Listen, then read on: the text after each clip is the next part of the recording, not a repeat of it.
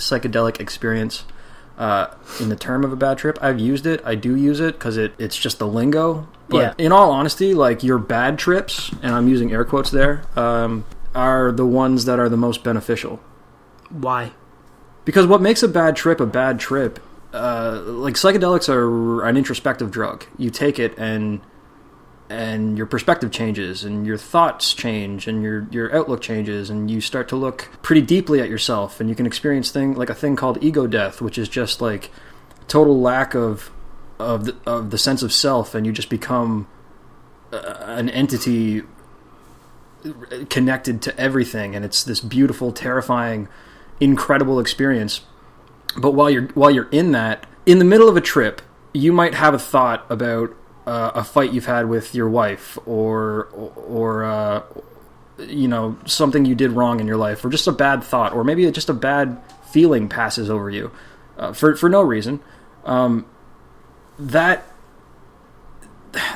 The reason that's happening is because there's something going on with you in your life that you need to deal with on a personal level, and you're avoiding it. At least in my experience, anytime I've had a bad trip, and again, using air quotes, that's what has caused it. There's been something that I'm aware of on some level and not dealing with, and it needs to be dealt with. So whenever you come to like a realization that needs to be dealt with, is that something like, do you just end up throwing it back into your subconscious, or like is it just brought to light and then you're like, I can't ignore this anymore, I have to? You can take psychedelics recreationally, and that's fine. Do that if you want. You should always respect drugs because they are dangerous, incredibly beneficial, but also dangerous. Yeah. So you always need to have a respect for it. But really, you won't find a whole lot of psychedelic users that are just in it because they want to see some cool patterns. Like, they might start out, that's why, like, my first trip, I just wanted to experience what it was like to hallucinate. But when I took it, the experience that I had, it goes so much deeper than just seeing some cool colors, or the walls look like they're breathing, or, you get light trails and stuff like that. The real exciting part of something like LSD or psilocybin or any other psychedelic is the ability to strip away the ego and really take a good hard look at yourself. And that's really fucking scary. When you come out of it, though, going through it is this painful, terrible process. But when you come out and you come back to earth, you have clarity and you have understanding and knowledge, and you can sort of work on things that need to be worked on in a more honest way. And see, this is kind of what I said just a few minutes ago. Some things you just need to experience. I can talk all day and still not be able to put this into words. Well, I see. Okay. I sort of, like, I can't say that I fully understand because, again, like, I've never went through that. Mm-hmm. Now, the reason why I have, like, again, like, I have no interest in acid or mushrooms or anything like that is because the length of it, and that's I guess what scares me. And I know, like, we've had a topic, or we've spoken before about dosing. What's Microdosing, yes. But I think it's the length of time. The reason why DMT is interesting to me is because it's like a 15, 20 minute, half an hour thing, and it's supposed to be like the craziest. Like, I'm either going to burst your bubble or really make your day right now. 6 hours on psilocybin can feel like 24 hours. Or it can feel like you literally just spent 6 hours pass by in seconds. And that's what scares me. Sure, you can get stuck in something good or bad for the duration of several hours, and it'll feel that long. Or it'll feel really quick. With DMT, it might actually only last 15, 20 minutes. Yeah. But you might get stuck there and feel like that 15 or 20 minutes. Your sense of time distorts and dilutes, and that 15 minutes could feel literally like a lifetime. But now, like, have you confirmed this, or is this just... This is just from, like I said, I haven't tried DMT. I've tried a lot of other psychedelics, and that's the experience with them. Sometimes it feels like 15 minutes. Sometimes it feels like months. I have heard and read many, many experiences of other DMT users, and this is... Time dilation is just a factor with psychedelics. I mean, I've even heard Joe Rogan talk about time dilation with DMT. Yeah. You want to know what's super crazy? back to DMT. I was talking, or not talking, sorry, but I was like listening to a guy explain his. He did DMT for the first time, and I guess he was there. He had his what do you call it, a babysitter? Is that so? Someone that was there with him, and trip sitter. Trip sitter, yeah. So he came out after 15 minutes, whatever, and I guess throughout the time they videotaped him, and he was having.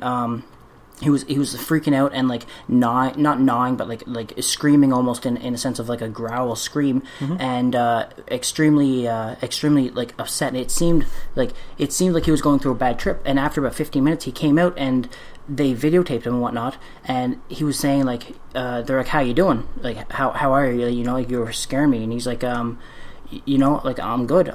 And they said like, what was happening, because you weren't having a normal trip. Like usually people lay back, close their eyes, or they're swiping their hands or doing whatever, and you were screaming and stuff. And he said, I went back to a time that really affected me. And they said, when was that? When I was born.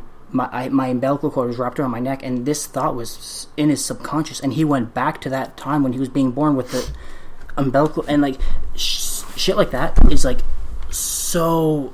Like, it's crazy to think that thought is still buried in your brain. You know what I mean? Well, I mean, and maybe that's what it is, or maybe it's just a brand new thought that you're creating under the influence of these chemicals, or the chemical reaction taking place in your body. No, he confirmed, like his mother, like he confirmed with his mother, like when he was born, like the umbilical cord was wrapped around his neck. Sure. Was there ever any other point in his life where he'd heard this story? I mean, that could have come from anywhere. Yeah, I know, it very well could have. I'm not saying it didn't. I'm just like... But no, it is cool that, like, you can really, like, plumb the depths of your own mind under the influence of these things. Yeah, well, because they say, like, no thought is ever completely forgotten. Ever, like, you know what I mean? Like, some are put away. No experience is ever completely remembered either. Well, that's what the subconscious is for. Sure, but anytime that you are remembering anything, you're really only remembering the memory of it. You're going to lose data every time you or add something that wasn't actually there. No matter how minuscule, that's how the mind works. It fills in the blanks and it loses information over time. Yeah, I guess, yeah. Well, I guess it's kind of like deja vu. That deja vu is another whole... That'd be something fun. That's a future episode. Yeah, I think I was told now, because, you know, you have something happen to you, like, for example, you know, you're like, oh, I dreamt about this. That's where the deja vu thing comes, is like, I dreamt about this and it's happening. But, whether, I don't know if this is true, but I heard now, and I don't want to confirm anything because I'm not sure, but I was told that whenever you go through the feeling of deja vu is because your body or you physically went through something that was sort of similar, that's not the exact same, but it's sort of in a similar contact, and your body kind of just links it together with a memory of before, and that's why it feels like it's kind of matching up, and you get that thought of, I had this in a dream almost. It wasn't actually something that happened in a dream, it was something that similarly happened like before, like a couple, I don't mean like in another life, I mean like, you know, maybe years ago, and that's where the feeling of deja vu comes in. And like that could be false, I'm not sure, but like I don't know, all that stuff about the brain and everything is like, the brain is an interesting thing, man. It's so crazy. And tell me if you can relate to this. I often, and I mean very frequently, have to really focus on the memories that I have are they actually my memories? Are they something false that I've fabricated? Or are they someone else's that I've just picked up along the way, you know, through conversation or literature or any other outlet? But like, do you ever like, just like, you'll be doing a task and you'll have a thought, and do you have to like really just like slow down and think about that and think, was that actually me? Was this actually my experience? Could you throw me an example? Because right now, what I'm thinking, like, I don't believe that I'm getting anyone else's memories. Like, no, and that's not what I mean. Like, when I say like someone else's memory, like, was it a story I heard someone else say, or was it an idea that I got from somewhere else that I'm just confusing as my own? Yeah, well, I guess, like, yeah, your point 2 and point 3 kind of go together when you said you fabricated the memory as yourself. So basically, yeah. In a way, no, actually, no, I can't really say that has actually happened. I think, and it might just be because, like, I'm a dumb shit. I don't, I just don't get, like, I don't, like, if something happens to me in a way, and I'm kind of portraying this to, like, a deja vu thing in what you're saying. I don't know if that's what you not mean. Not so much a deja vu sense of, like, I've done this before. It's more a sense of, like, I don't really trust my brain on the first go around. Maybe I've just done too many drugs and I feel disassociated from what reality. No, I can't say that that's ever happened to me, to be 100% honest. That happens to me every day, many, many times a day. I have to remind myself whether what I'm thinking is real. Can you give me like it's not extreme stuff. It can be mundane stuff. It could be like, did I actually go to that restaurant and try that dish there, or am I just thinking I did? See, I might have had those thoughts, but I wouldn't have actually put that much thought into thinking it. You know, like the reason I do though is because it's not just mundane thoughts; it's big thoughts too. It's like did my brother and I actually go here when we were whatever? Did we actually fight this person? Did we actually crash this car? Shit like that. Like I just need to double check everything I think about to make sure that it's something that actually happened and not something I'm just fabricating. Yeah, see, off the top, I don't think that's ever actually happened to me. I think the only thing close to that is, I guess, the only thing that's ever come close to that, I guess it's not even, I was going to say deja vu, but that's not even close. I honestly can't say that I've ever,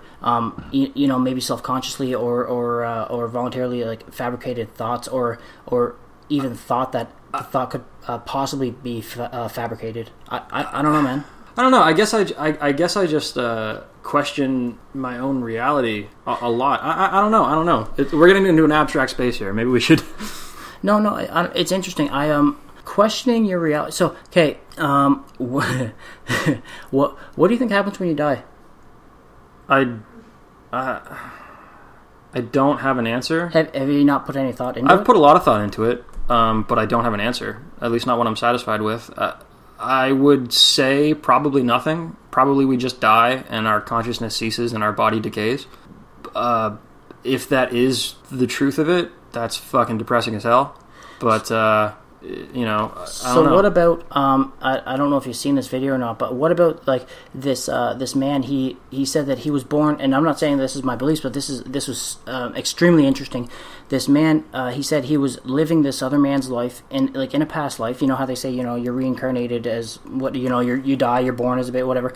And he said, I was living in this man's life, and this guy, I think how it works out now, I can't quote exactly, but basically they were on completely different parts of the world, and he quoted Buddy's name, his wife, his kids, and then he even said, this guy's wife he himself has like 2 long-lost sisters that he's never, and they got a hold of this man apparently.